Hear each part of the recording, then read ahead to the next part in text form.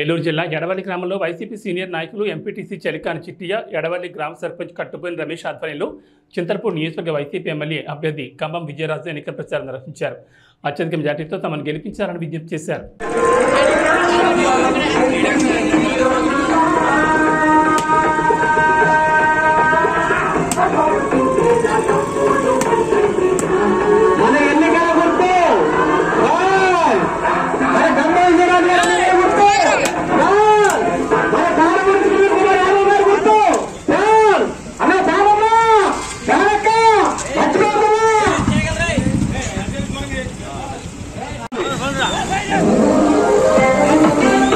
Vale, vale,